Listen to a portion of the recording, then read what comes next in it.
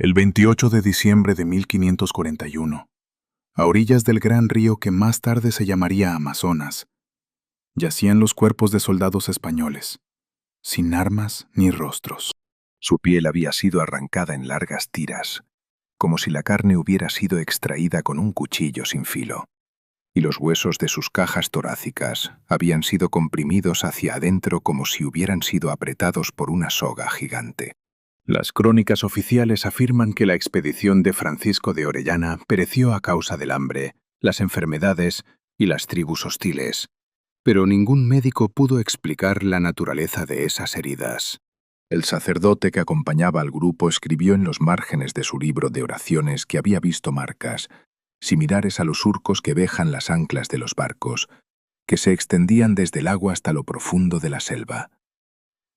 Estas líneas no se incluyeron en el informe a la corona, y fueron eliminadas de los archivos eclesiásticos 3 décadas después, por orden de un cardenal cuyo nombre permanece oculto hasta el día de hoy. En el campamento no se encontraron flechas, ni mazas, ni señales de una batalla con hombres. Solo mosquetes aplastados y corazas retorcidas. Los árboles de los alrededores estaban rotos en la base, como briznas de hierba bajo la bota de un gigante, y su corteza estaba cubierta de una sustancia viscosa que olía a carne podrida.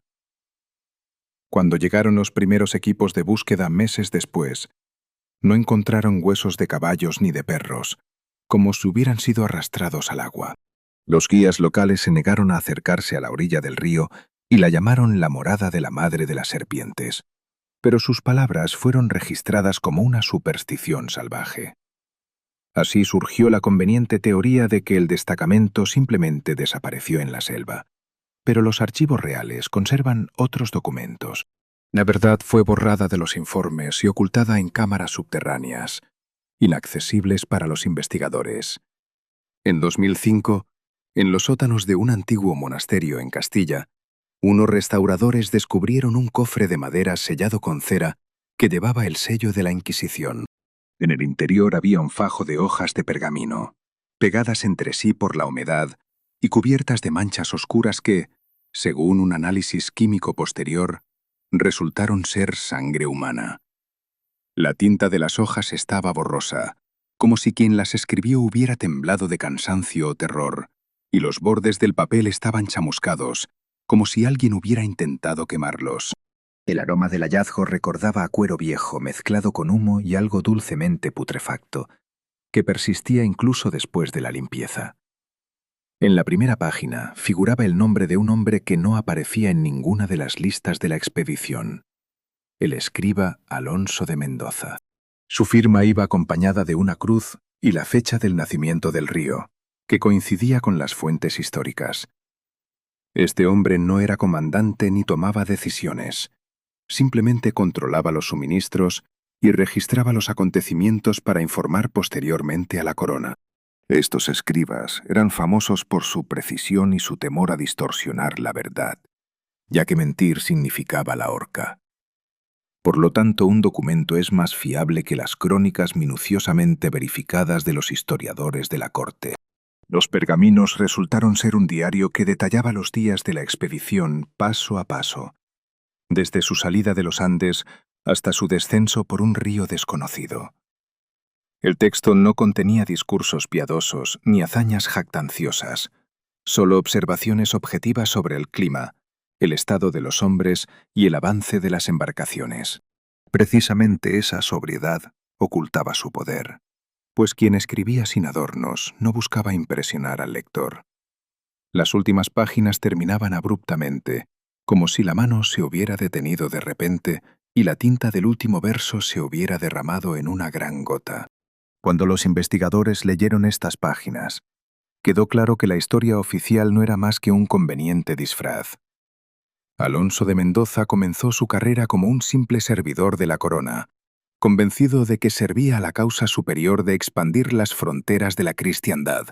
No podía imaginar que sus notas se convertirían en la única voz de un destacamento perdido en las profundidades del continente. Su caligrafía es uniforme y pulcra en los primeros capítulos, lo que sugiere calma y confianza en el éxito de la empresa. Describió con detalle los barcos hechos de árboles talados, los pesados cofres de pólvora, las corazas y los cascos que relucían bajo el sol tropical. Escribió sobre los graznidos de los loros y la espesa niebla sobre el agua, pero los consideró simplemente señales de hostilidad. En una de las hojas, otra nota escrita con tinta parece haber sido añadida posteriormente por el escriba. Dice que, por la noche, oyó un sonido como la lenta inhalación de unos pulmones enormes y vio el agua cerca de la orilla ondularse sin que hubiera viento. Añadió que nadie le creyó y lo descartaron como los desvaríos de un hombre cansado. Pero a la mañana siguiente el perro había desaparecido. Nunca lo encontraron, aunque la cadena estaba rota y se veía un largo surco en la arena que desembocaba en el río. Tales detalles no podían incluirse en el informe oficial, ya que socavaban la imagen de la corona como conquistadora segura de su poder. Por lo tanto, los inquisidores confiscaron el diario, sellaron el cofre y lo escondieron bajo el monasterio, donde permaneció durante siglos. Solo una restauración fortuita de los muros antiguos reveló este tesoro oculto, destinado a permanecer sellado para siempre. Hoy en día, el documento se conserva en una colección privada. El acceso está restringido y su contenido no se publica en revistas científicas. La razón oficial para ocultar el texto es su dudosa autenticidad, pero los análisis forenses han confirmado la antigüedad del pergamino y la tinta. Así pues, la única incógnita que queda es por qué las autoridades no quieren que el mundo sepa lo que ocurrió en la selva. Alonso de Mendoza era un hombre común de su época, creyente en Dios y en el rey, pero sus palabras no contienen fantasías sobre demonios. Describe los acontecimientos como un testigo que no intenta comprender la naturaleza de lo que vio, sino que simplemente lo registra. Esto hace que sus notas sean especialmente aterradoras, porque no contienen leyendas, solo hechos, registrados de puño y letra de un participante. Si estas notas son ciertas, la expedición de Orellana no se topó ni con gente hostil ni con enfermedades, sino con algo completamente distinto.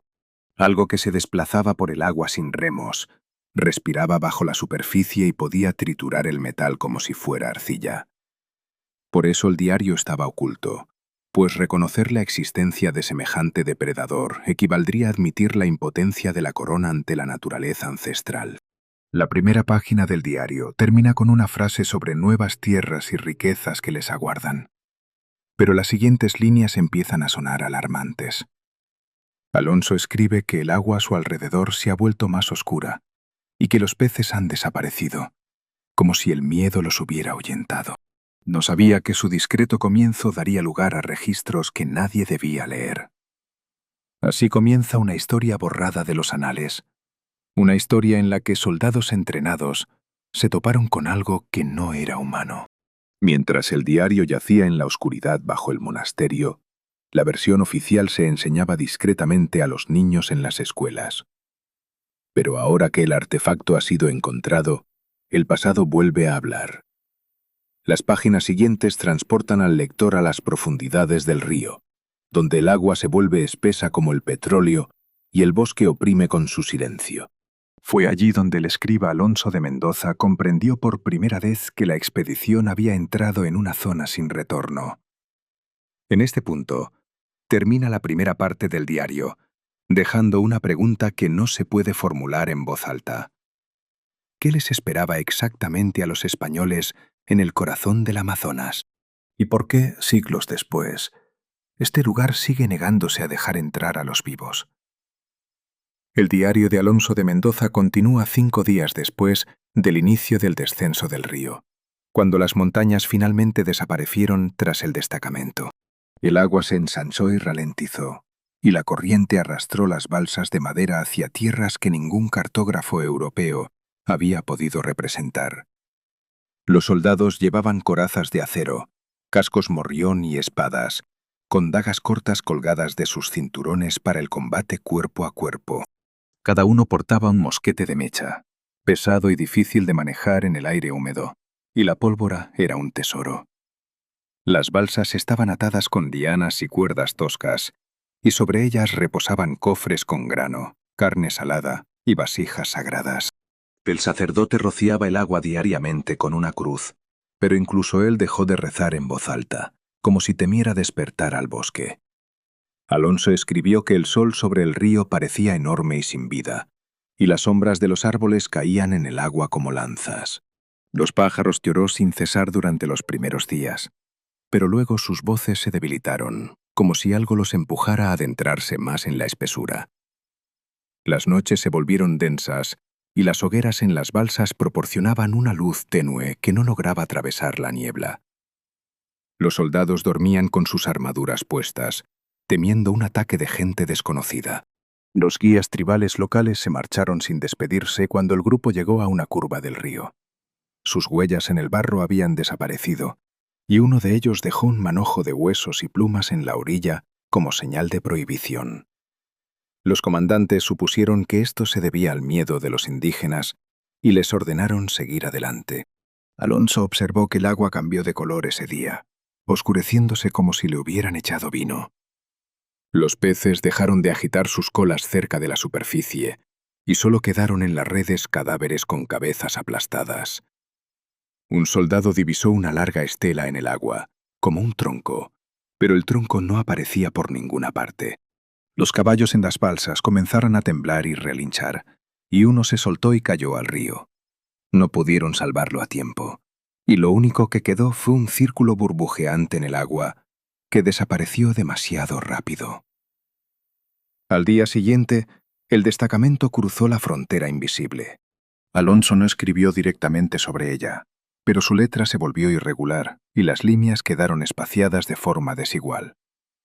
Observó que el bosque había crecido, las raíces de los árboles se elevaban sobre el suelo como cadáveres y las lianas colgaban como sogas de horca. El aire se volvió denso y pegajoso, y respirar le provocaba una sensación de ardor en el pecho. Los soldados a menudo se quitaban los cascos para respirar mejor, pero se los volvían a poner enseguida al sentir las miradas de los demás. Llegó un día en que el bosque quedó en silencio. Los pájaros desaparecieron, los insectos dejaron de zumbar, e incluso el viento dejó de mecer las hojas. Las balsas se deslizaban por el agua como si flotaran sobre aceite, sin que se oyera ni una sola salpicadura. Alonso escribió que aquel silencio era más opresivo que el fragor de la batalla. La gente intercambiaba miradas, pero no hacía preguntas, pues en tiempos de la pandemia el miedo se consideraba una debilidad. Solo el sacerdote sujetaba la cruz con tanta fuerza que sus dedos se pusieron blancos. Uno de los soldados comenzó a rezar en silencio, moviendo los labios, hasta que lo detuvieron. El comandante creía que la oración podía mostrarle al enemigo su temor. Alonso desestimó esta idea, considerándola extraña, ya que nadie había visto al enemigo. Pero fue entonces cuando notó el olor por primera vez. Al principio era tenue, como el de una piel húmeda olvidada en un sótano. Luego se hizo más denso, dulcemente podrido, con un toque de almizcle y moho de pantano. El olor no provenía de la orilla ni del agua, sino de todas partes a la vez.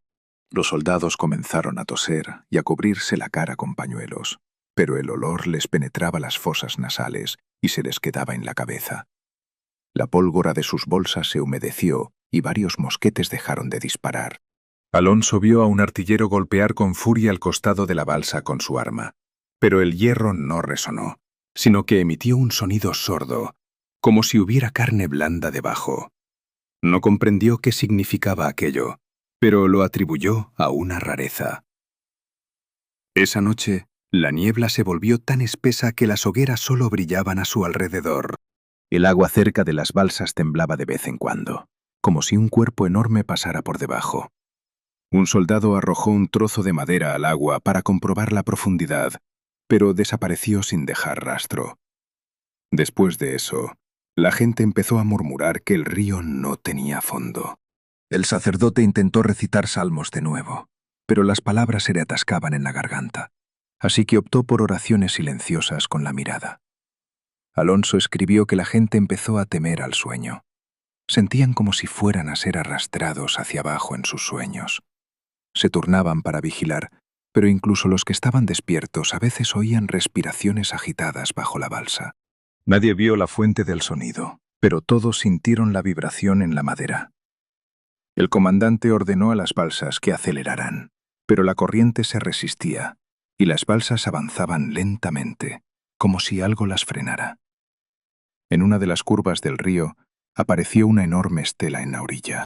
No se trataba de la huella de un hombre o un animal conocido por los españoles. Lo que quedaba era una hendidura en el suelo, de varias alturas humanas, lisa en los bordes, como si hubiera sido pulida por una piedra. En el centro de esta hendidura brillaba una sustancia viscosa, espesa y transparente. Cuando un soldado lo tocó con la punta de su espada, el metal se puso negro. Alonso observó que el hombre vomitó durante un buen rato después y se quejó de una sensación de ardor en las manos. El pánico se apoderó de la unidad, pero la disciplina aún la mantenía unida. Los soldados decían que era mejor enfrentarse a los indios con lanzas que a una bestia invisible.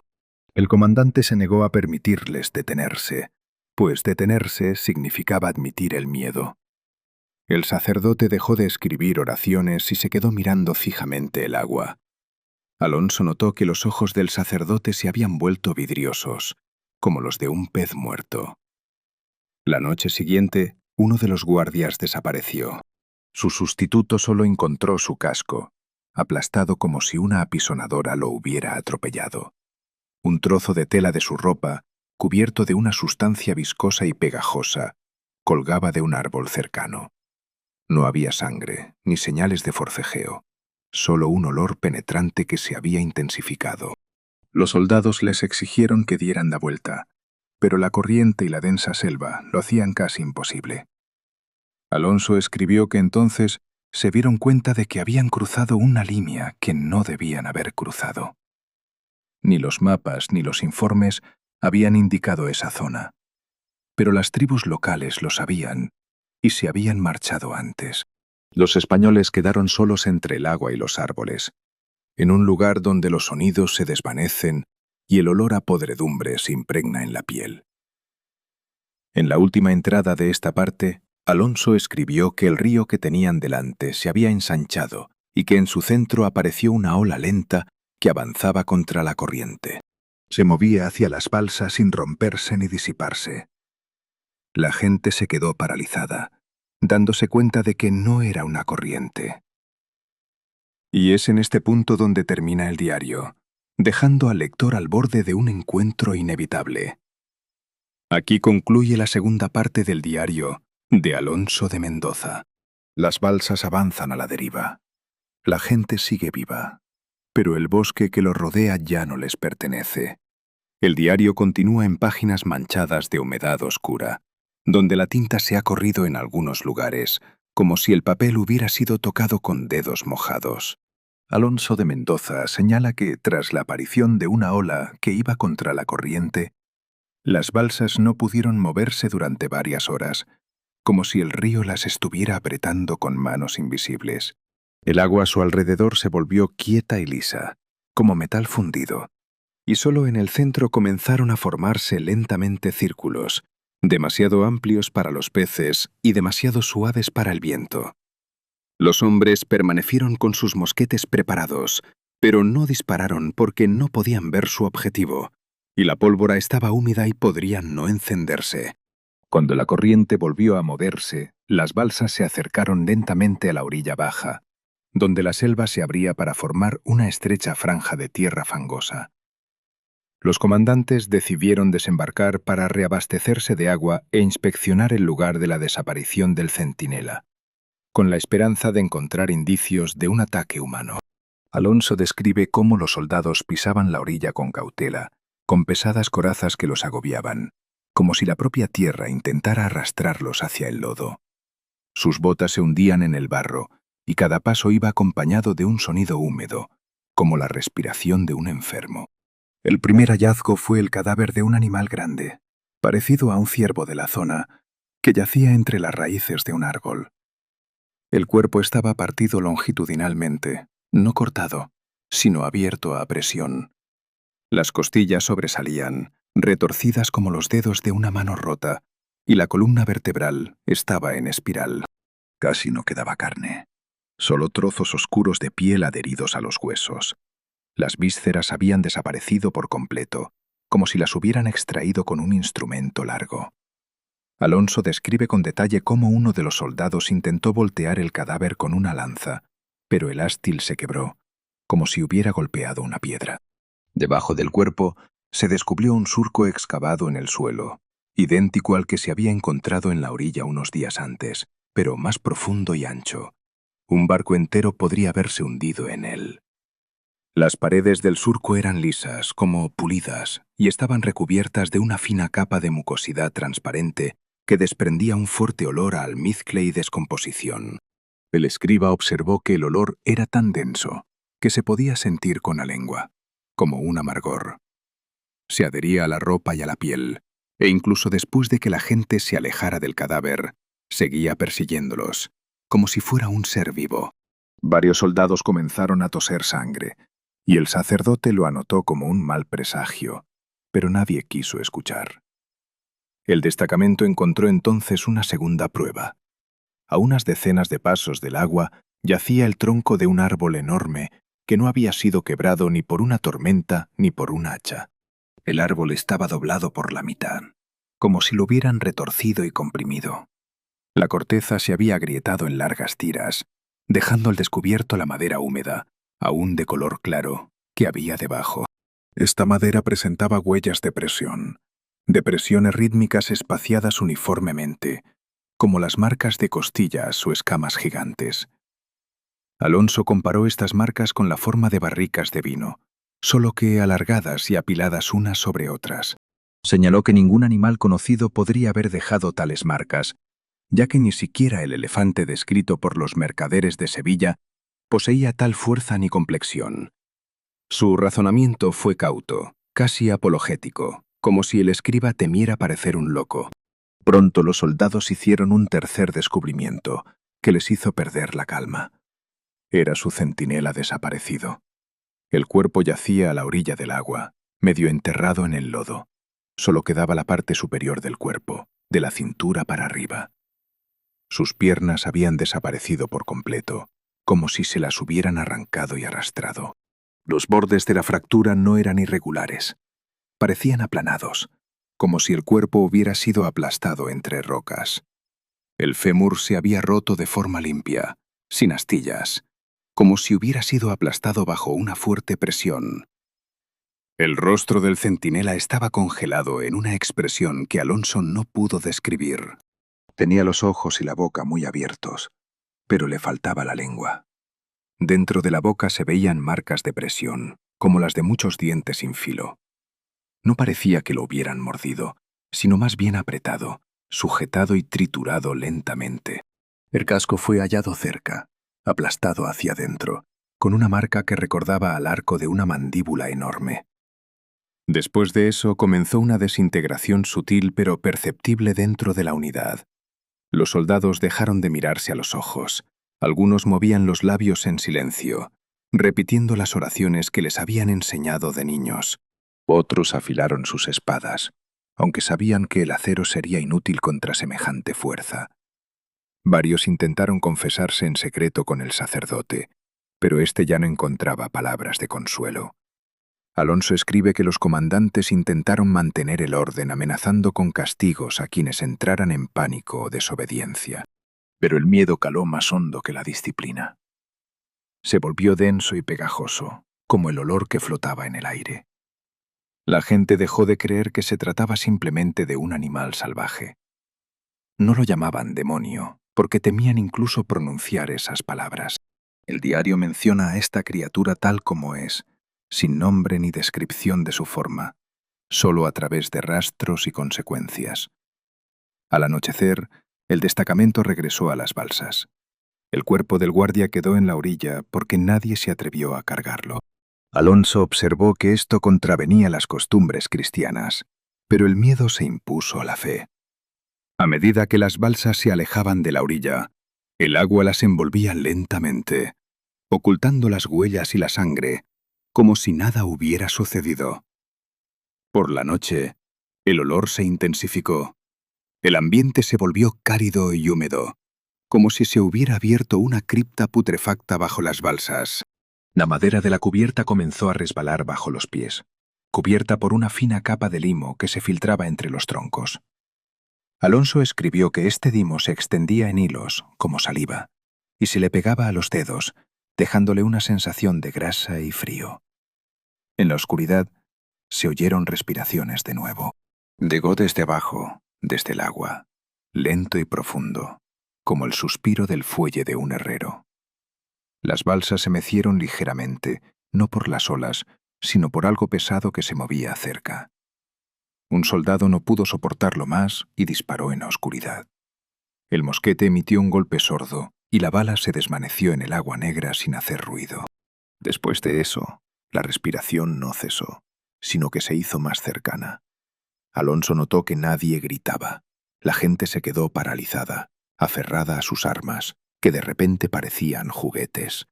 Sintió que le temblaban las manos al intentar escribir, y la tinta goteaba sobre el papel, dejando manchas como marcas de insectos. El diario registra que la criatura los está estudiando. No los caza de inmediato, no ataca, pero se mueve a su alrededor, dejando huellas y olor, como si estuviera evaluando su número y sus puntos débiles. Esta no era la conclusión de un científico, sino la sensación de un hombre al darse cuenta de que se había convertido en presa. Hacia el amanecer, uno de los soldados enloqueció. Corrió hacia el borde de la balsa, gritando que sentía que alguien lo llamaba desde el agua. Lo sujetaron, pero después de eso, dejó de hablar. Solo se quedó sentado, meciéndose y mirando al vacío. Alonso notó que los ojos del hombre se habían vuelto nublados, como los de un pez ciego. Las últimas líneas de esta sección están dedicadas a la comprensión. El escriba escribe que las huellas en la orilla, los huesos triturados, el fango y el olor no pertenecen a ningún animal conocido en Europa. No se trata de un león, un lobo o una serpiente de los grabados bíblicos. Es algo ancestral, algo que creció junto a este río, alimentándose de aquellos que se atrevían a perturbar su paz. Termina la entrada diciendo que la próxima vez la criatura hará algo más que observar. El agua bajo las balsas comenzó a oscurecerse de nuevo y los círculos se extendieron más que antes. La tinta está borrosa aquí, como si la mano del escriba hubiera temblado por una sacudida desde abajo. Aquí termina la tercera parte del diario. Por delante se extiende la noche, la niebla y algo cuyo cuerpo nadie ha visto aún por completo. La gente ya sabe que sus armas están diseñadas para guerras entre personas, no para encuentros con lo que vive bajo el río. Las siguientes páginas del diario de Alonso de Mendoza están escritas con mayor rapidez. Las líneas están inclinadas y las letras a veces se superponen, como si el escriba se apresurara a terminar sus pensamientos antes de que algo lo interrumpiera. Anota que, después de aquella noche de observación, la gente ya no esperaba el amanecer con alivio. La luz ya no les brindaba seguridad. Simplemente les mostraba lo pequeños que eran en medio del agua y el bosque infinitos. Las balsas avanzaban sin detenerse, porque quedarse quietas significaba darle tiempo al cazador invisible para prepararse. Al anochecer el cielo se cubrió de nubes bajas y la niebla se elevó del agua con tal densidad que ocultó la orilla opuesta. El aire húmedo se volvió más frío, y el acero de las corazas comenzó a cubrirse de finas gotitas que resbalaban, como si la armadura estuviera llorando. Alonso registró que incluso la respiración de la gente se volvió más silenciosa, como si temieran que el sonido revelara su ubicación. El sacerdote dejó de elevar la cruz a la vista y la escondió bajo su sotana, como avergonzado de su fe en aquel lugar. La noche cayó rápidamente. Las hogueras en las balsas apenas ardían, porque la madera estaba húmeda y la niebla sofocaba las llamas. La visibilidad se redujo a unos pocos pasos.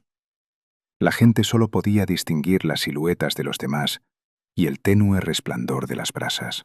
El agua a su alrededor se volvió completamente negra, sin reflejar ninguna estrella, y parecía como si las balsas flotaran no en un río, sino en el vacío. Alonso describe el momento en que el primer sonido rompió el silencio. No fue un chapoteo ni un golpe seco. Fue un crujido seco de madera, como si una enorme masa hubiera caído contra el costado de una de las balsas. Los soldados lograron girar la cabeza, pero no vieron más que una sombra que se alzaba entre la niebla.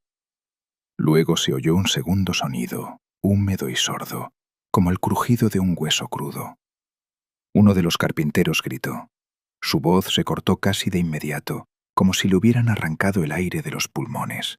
Alonso vio una silueta oscura y curva que se movía entre la niebla, brillando como piel mojada, pero no pudo distinguirla por completo. Se desplazaba demasiado rápido para una criatura de su tamaño. El carpintero había desaparecido. En su lugar solo quedaban un hacha abandonada y una humedad cálida que se extendía por las tablas. Los soldados abrieron fuego indiscriminadamente. Los mosquetes resonaron sordamente. La pólvora crepitó débilmente. Las balas se perdieron en la niebla. No hubo respuesta, ni un gruñido ni un grito de dolor. Solo un fuerte movimiento en el agua y un nuevo impacto cuando las balsas chocaron entre sí. Una de ellas se inclinó, y una caja de pólvora cayó al agua, desapareciendo en las oscuras profundidades. Alonso notó que los hombres no disparaban a un blanco, sino a su propio miedo. Sintió cómo las tablas bajo sus pies vibraban por los impactos desde abajo, como si un cuerpo enorme pasara bajo la balsa. Entonces se oyó otro grito, esta vez más abajo en la cadena de balsas.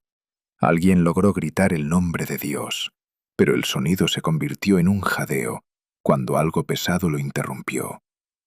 La niebla se hizo más espesa. Les penetró los ojos, la boca y la nariz. El olor a almizcle y putrefacción se mezcló con el aroma de la pólvora. Alonso intentó escribir, pero le temblaba tanto la mano que la tinta se le corrió. Vio a un soldado golpear con su espada una figura oscura que apareció al borde de la balsa. El acero chispeó, pero el golpe rebotó, como si la espada hubiera golpeado una piedra cubierta de cuero mojado. La oscura figura se desvaneció tan rápido como había aparecido, dejando solo una profunda marca en las tablas y una espesa sustancia viscosa que goteaba. El olor se volvió insoportable. Un hombre cayó de rodillas y comenzó a vomitar, incapaz de soportar las náuseas. En ese instante, el agua a su alrededor se agitó violentamente y su cuerpo desapareció, dejando solo ondas en la superficie. Alonso señala que en ese momento la disciplina se esfumó por completo. Los hombres no esperaron órdenes. Se lanzaron a los remos, intentaron girar las balsas, chocaron entre sí y cayeron al agua. Quienes caían desaparecían casi de inmediato. El agua los recibía sin salpicar, como si una boca se abriera bajo la superficie. Los comandantes gritaban, intentando restablecer el orden, pero sus voces se ahogaban en el caos. Uno de ellos disparó al aire para detener a los hombres que huían, pero inmediatamente después del disparo, una sombra oscura lo cubrió desde arriba. Alonso solo vio desaparecer el cuerpo, dejando atrás un casco partido en dos pedazos iguales. El sacerdote intentó alzar la cruz y bendecir a la gente, pero al dar un paso adelante, las tablas bajo sus pies crujieron. Una sustancia viscosa, pegajosa y elástica brotó de la grieta y se enroscó alrededor de sus piernas. No tuvo tiempo de gritar. Fue arrastrado hacia abajo, y un instante después, solo la tela flotante de su sotana quedó suspendida en el aire. Alonso de Mendoza escribe que en ese momento se dio cuenta de que la criatura no solo atacaba. Estaba cortando las vías de escape. Estaba eliminando a los comandantes, a quienes intentaban liderar a los hombres, rompiendo el orden, convirtiendo al pelotón en una manada. Y entonces comenzó la verdadera cacería. El cuerpo de la criatura volvió a aparecer entre la niebla. Esta vez, Alonso vislumbró parte de su forma. Un trozo grueso y flexible, cubierto de una piel densa y húmeda, sin escamas pero profundamente plegada. Se movía con suavidad, sin brusquedad, con una fuerza imparable. Gotas de agua y mucosidad brillaban sobre la piel, reflejando la tenue luz del fuego. De él emanaba un hedor a sangre vieja y lodo pantanoso. Los soldados intentaron apuñalar el cuerpo con lanzas y espadas. Las puntas penetraron, pero no profundamente, como si hubiera una gruesa capa de grasa densa bajo la piel. El acero se atascó y los hombres perdieron sus armas cuando la criatura siguió su camino. Las balas que impactaron en el cuerpo solo dejaron pequeños agujeros, de los que brotaba un líquido oscuro, parecido a la sangre, pero demasiado espeso. Cada nuevo movimiento de la criatura iba acompañado de la desaparición de personas. Algunos cayeron al agua, otros desaparecieron entre la niebla, arrastrados por una fuerza que no podían contener. Los gritos se hicieron menos frecuentes a medida que quedaban menos personas para gritar. Alonso describe cómo se encontró al borde de la última balsa, aferrando su diario contra el pecho. Mosquetes, cascos y espadas abandonados yacían a su alrededor. Las tablas estaban cubiertas de limo, lo que dificultaba mantenerse en pie. Podía oír el agua a su alrededor respirando, como si una criatura enorme tomara aire lentamente antes de atacar de nuevo. Observó que la criatura jugaba con ellos. No los mató de inmediato. Rompe, asusta, divide. Obliga a presenciar la muerte de otros antes de ir por el siguiente. No hay acusaciones en sus versos, solo el frío reconocimiento de que el grupo ya está muerto, aunque algunos sigan en pie. Los últimos versos de esta sección están escritos casi a ciegas. Alonso nota que la niebla se ha vuelto tan espesa que no puede ver sus manos. Oye algo pesado deslizándose contra los costados de la balsa y la madera crujiendo bajo la presión. Comprende que el próximo ataque será el último para los supervivientes. La tinta de la última palabra está borrosa, como si la balsa se hubiera sacudido mientras escribía. El verso se interrumpe sin completar la idea.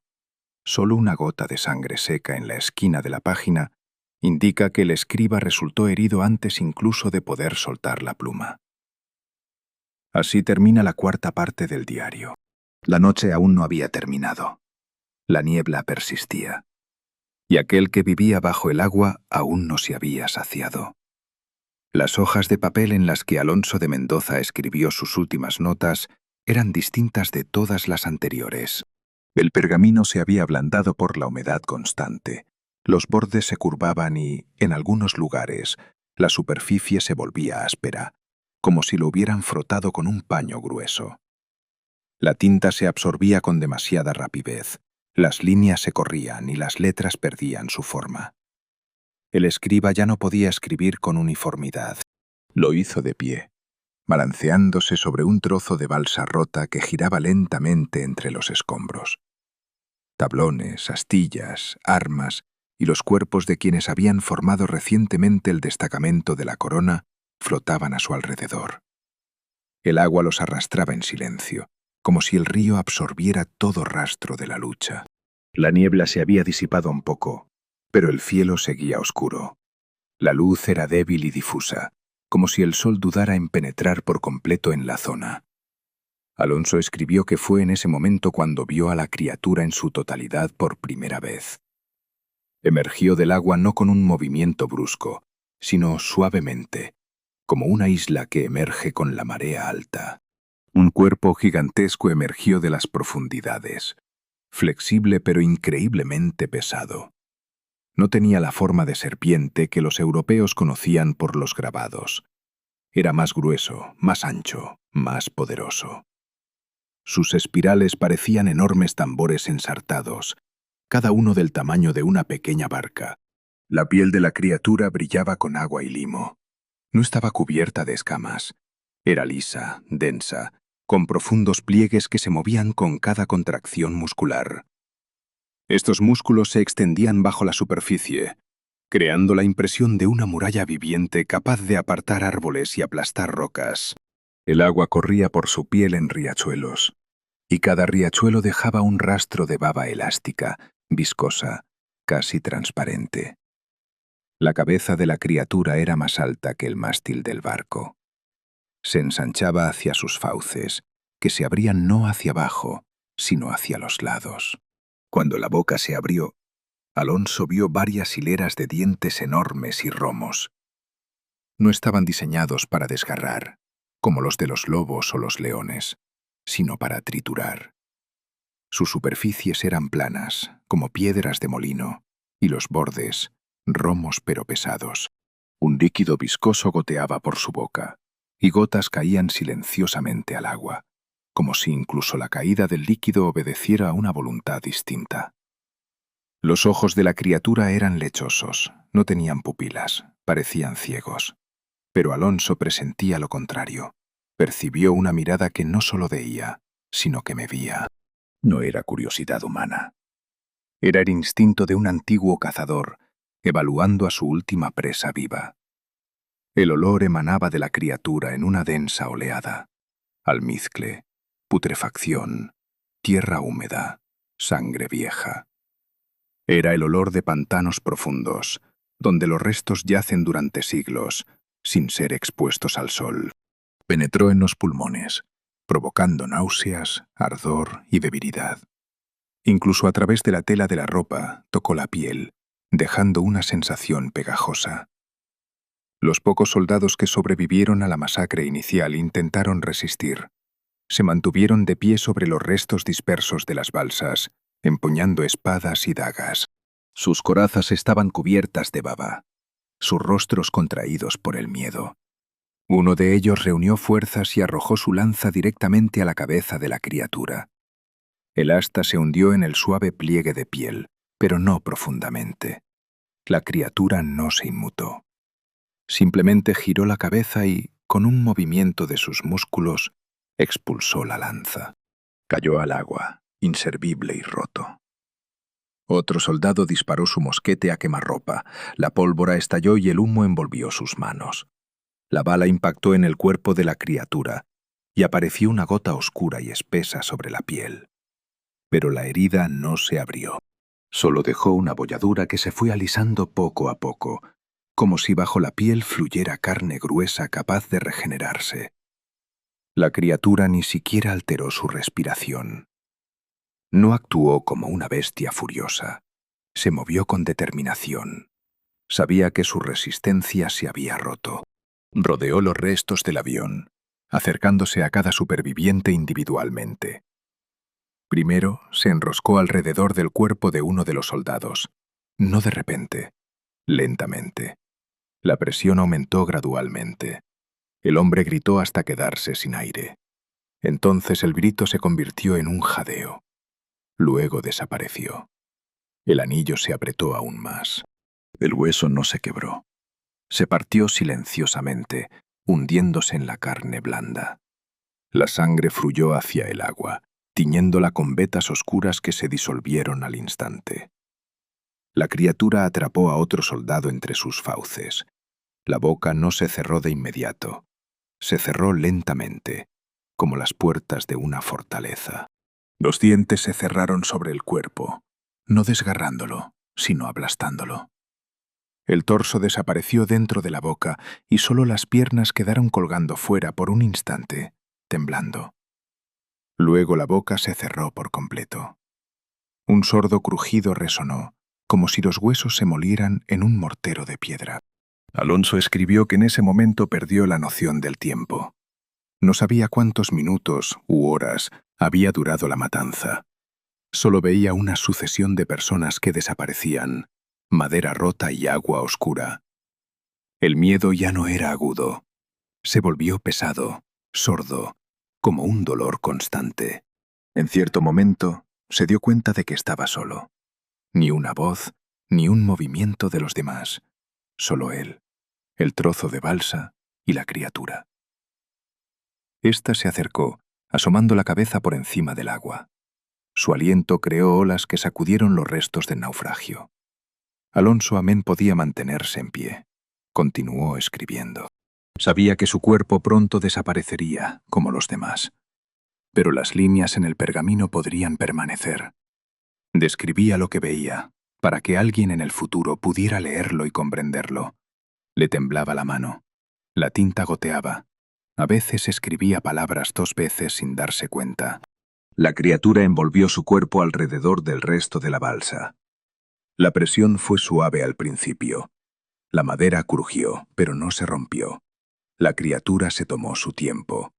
Sujetó a su presa, sintiendo cada movimiento, cada latido. Alonso comprendió que para esta criatura, él no era un enemigo. Era simplemente el último ser vivo que quedaba en su territorio. Dejó constancia de que las tribus locales no evitaban este río por superstición. Lo sabían, lo recordaban. Transmitían este conocimiento a sus hijos como advertencia.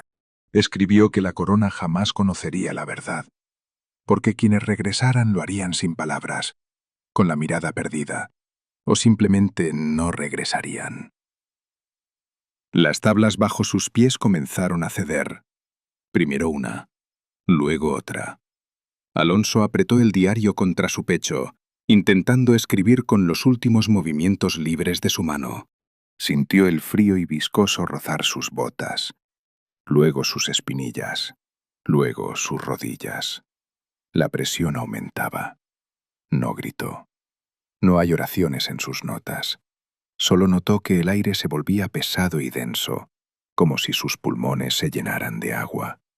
Escribió hasta el último momento, hasta que sus dedos ya no pudieron sostener la pluma. Cuando la balsa finalmente se rompió, cayó al agua. Pero instintivamente sostuvo el diario a flote hasta que sus manos cedieron.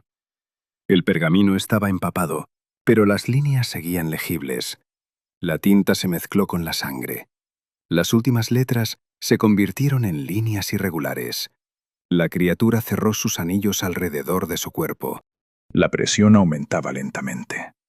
Los huesos no se rompían con un crujido, sino con una sensación sorda, como ramas mojadas que se quiebran. El aire desapareció. La luz se desvaneció. El agua se cernía sobre mí. Y el diario, resbalándose de mis manos, quedó sobre un trozo de escombros flotando.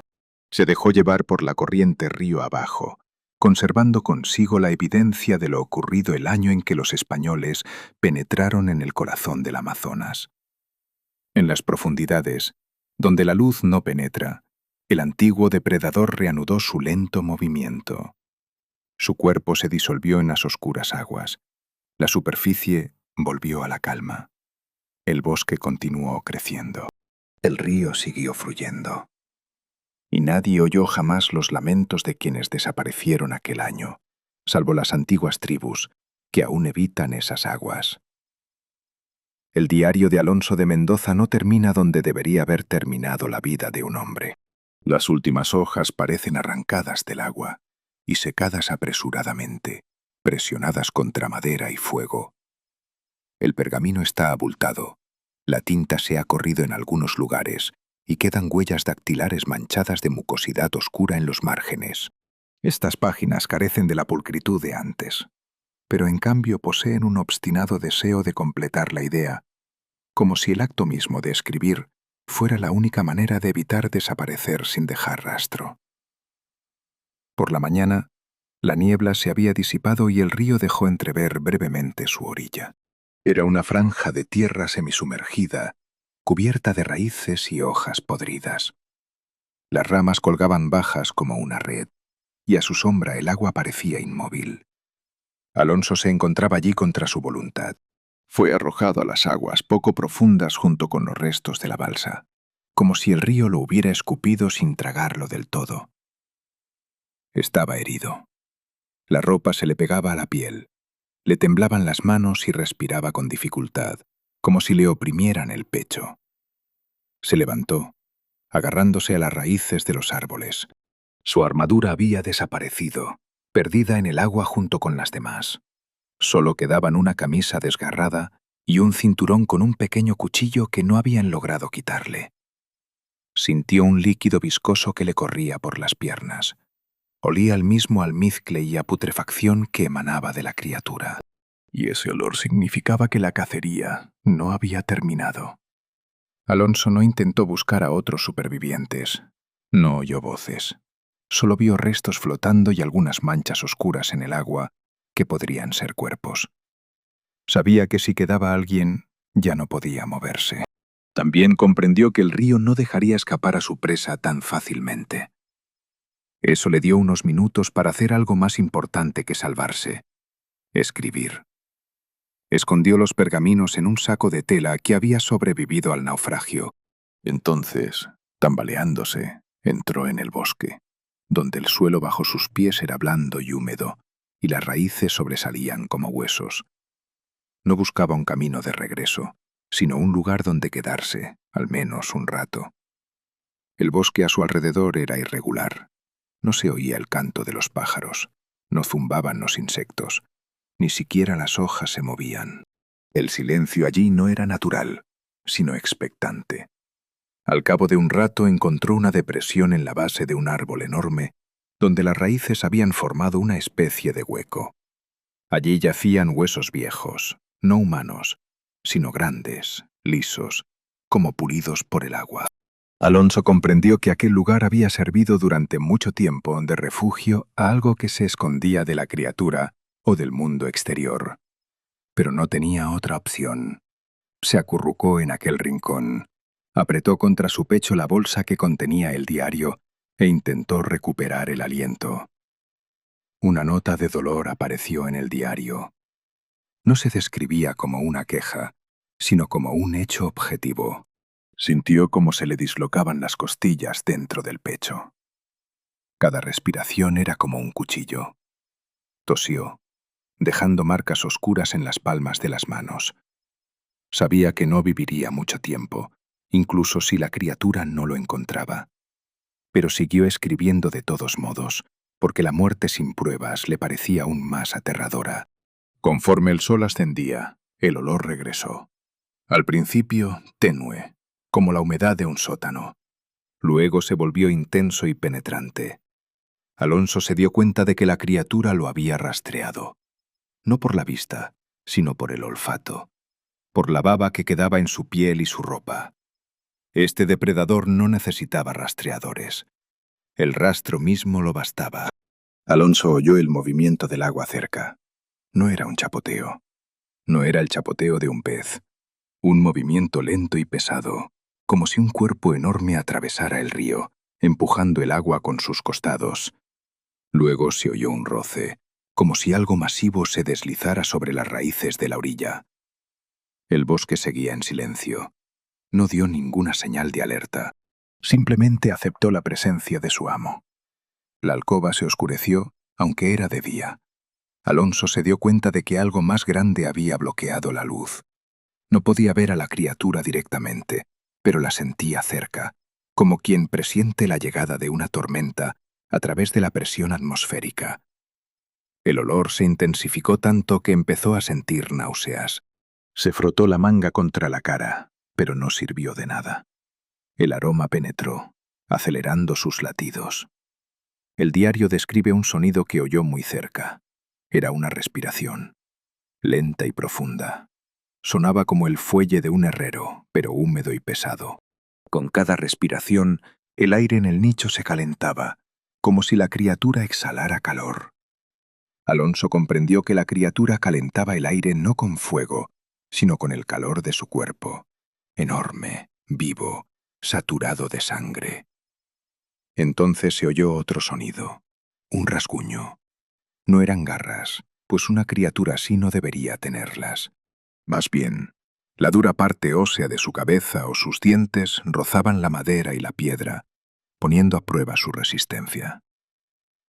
Alonso se dio cuenta de que la criatura no buscaba con la vista, estaba palpando, estaba tanteando el espacio, como quien prueba la comida antes de triturarla.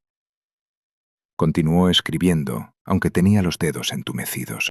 Escribió que si se encontraban estas páginas, nadie debería regresar.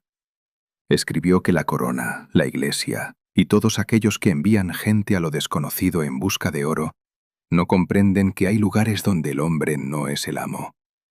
Escribió que esta criatura es antigua y no única. No podía probar esto último, pero lo presentía en los huesos, en las raíces, en el tamaño de las huellas, en el silencio demasiado familiar del bosque. La grabación se volvió entrecortada. En algunos momentos se veía la pluma caer y volver a subir.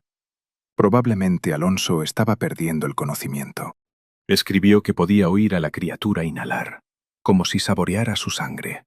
Entonces notó que el árbol sobre él temblaba. Las raíces crujieron. El hueco comenzó a encogerse. El sonido de la madera rompiéndose entró en la entrada como si se moviera la pluma. La tinta corrió a borbotones. Alonso se dio cuenta de que la criatura había encontrado una entrada.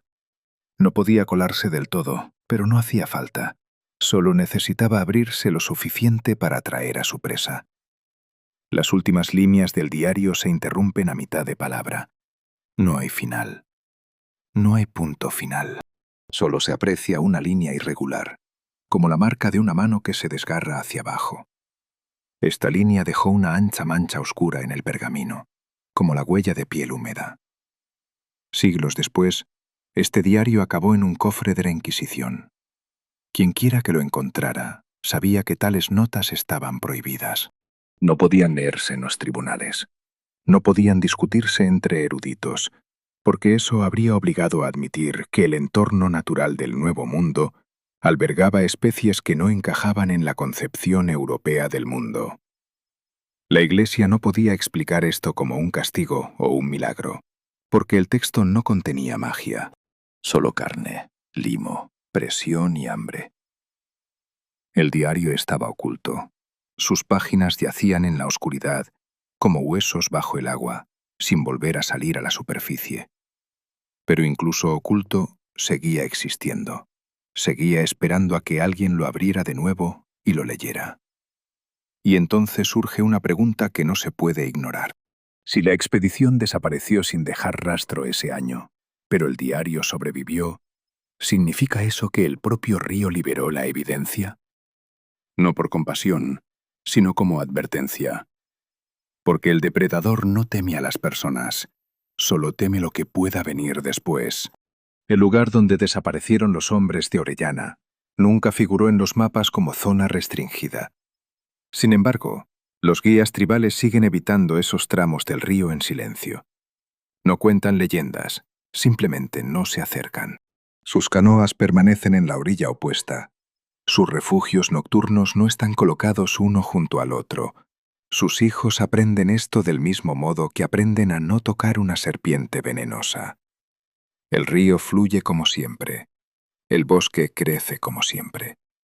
Y bajo la superficie lisa del agua, algo aún puede moverse, algo que puede esperar siglos. No es un espíritu. No es una maldición. Una especie ancestral, para la que los humanos son simplemente presas raras y ruidosas. Y si alguien decide adentrarse de nuevo en estas aguas con hierro, pólvora y fe en su propio poder, primero oirá silencio, luego un olor, después una ola lenta que avanza contra la corriente. Y entonces la oscuridad se cerrará tan fácilmente como se cerró sobre aquellos que vinieron en busca de riquezas ese año y solo encontraron una boca hambrienta.